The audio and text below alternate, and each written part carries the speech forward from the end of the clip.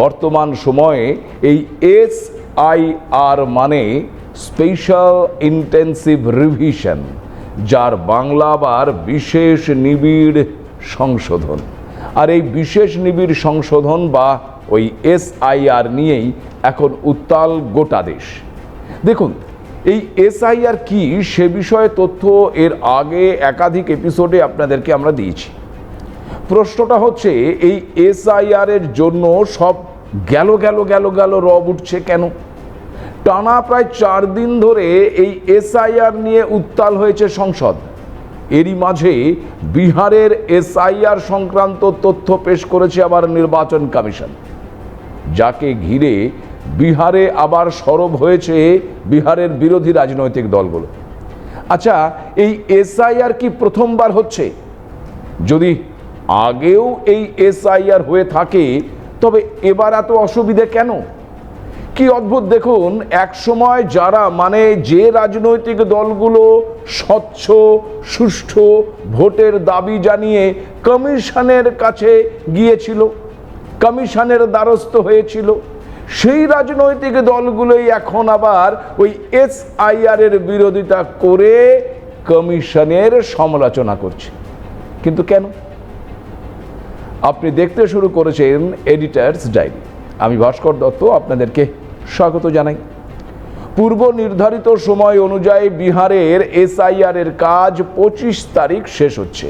তার আগে 23 তারিখ যে তথ্য নির্বাচন কমিশন জানিয়েছে তাতে দাবি করা হচ্ছে বিহারে এই SIR এর কাজ 98.01% সম্পন্ন হয়ে গেছে। আর 56 লক্ষ ভোটারের নাম ওই বিহারের ভোটার তালিকা থেকে বাদ যেতে চলেছে। না, এই ভেবে আঁতকে উঠবেন না যে এই 56 লক্ষ মানুষ কোনো নথি দেখাতে পারেনি বা নিজেদের ভারতীয় নাগরিক হিসেবে প্রমাণিত করতে পারেনি, সে কারণে তাদের নাম বাদ গেছে। এমনটা ভাবার কিন্তু কোনো কারণ নেই, কারণ কমিশন জানিয়েছে এই 56 লক্ষের মধ্যে 20 লক্ষ ভোটার মৃত, অর্থাৎ মৃত্যুর পরেও তাদের নাম ওই ভোটার তালিকায় থেকে গিয়েছিল। তাদের হয়ে ওই ভূতেদের হয়ে কেউ বা কারা কি ভোট দিত? যাকে সে কথা। আসল কথা হলো, এই ভুতুরে ভোটার বাদে 28 লক্ষ ভোটার যাদের নাম ওই ভোটার তালিকায় আছে, কিন্তু তারা স্থায়ীভাবে অন্যত্র কাজের জন্য চলে গেছে। আবার 7 লক্ষ ভোটার এমন রয়েছে যাদের নাম একই সাথে একাধিক জায়গায় নথিভুক্ত রয়েছে। 1 লক্ষ ভোটারের কোনো সন্ধান পাওয়া যায়নি, অর্থাৎ এদের নাম ভোটার তালিকায় আছে কিন্তু এদের কোনো অস্তিত্ব নেই। এরা জীবিত নাকি মৃত কিছুই জানা যায়নি। কমিশন জানিয়েছে এখনো পর্যন্ত 15 লক্ষ ফর্ম জমা পড়েনি। তবে বিহারের 7,17,00,000 মোট ভোটারের মধ্যে 90.89% ফর্ম ইতিমধ্যে জমা পড়েছে এবং তা ইতিমধ্যে ডিজিটালি নথিভুক্ত করা হয়ে গেছে। কমিশন আরও জানিয়েছে যারা কাজের জন্য বিহারের বাইরে রয়েছেন তারা অনলাইনে ECIN-NET অর্থাৎ এই মোবাইল অ্যাপ থেকে ফর্ম প্রিন্ট আউট বের করে তা ফিল আপ করে পরিবারের কোনো সদস্যের মাধ্যমে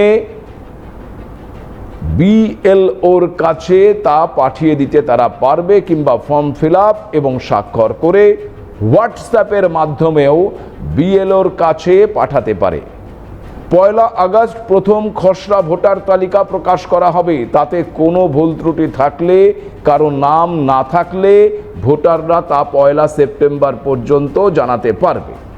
এদিকে যখন কমিশন এই কথা জানাচ্ছে, তখন অন্যদিকে আবার বিহারের বিধানসভায় বিক্ষোভ দেখিয়েছে বিরোধীরা। SIR এর প্রতিবাদে সরব হয়েছে RJD, কংগ্রেস এবং বামেরা। প্রশ্ন হচ্ছে, বিহারে কি এই প্রথম SIR হচ্ছে? তথ্য বলছে না। আর এখানেই তৈরি হচ্ছে এক বিরাট মজার বিষয়। জানেন মজার বিষয়টা কি বলুন তো?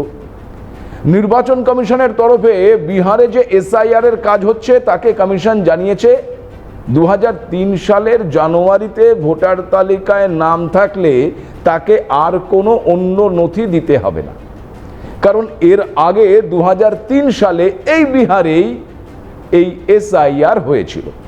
তাই ওই এসআইআর এর পর যাদের নাম উঠেছে ভোটার তালিকায় তাদের আর কোনো নথি দিতে হবে না। আর এখানেই হলো মজাটা, 2003 সাল খেয়াল করে দেখুন, এই 2003 সালে যখন বিহারে এসআইআর হয়েছিল তখন সরকারে ছিল আরজেডি। 2000 সাল থেকে 2005 সাল পর্যন্ত বিহারের মুখ্যমন্ত্রী ছিলেন লালু প্রসাদ যাদবের স্ত্রী রাবড়ি দেবী। আজ সেই আরজেডি, ওই লালু প্রসাদের দল, এই এসআইআর এর বিরোধিতা করছে। কেমন মজার বিষয় বলুন তো।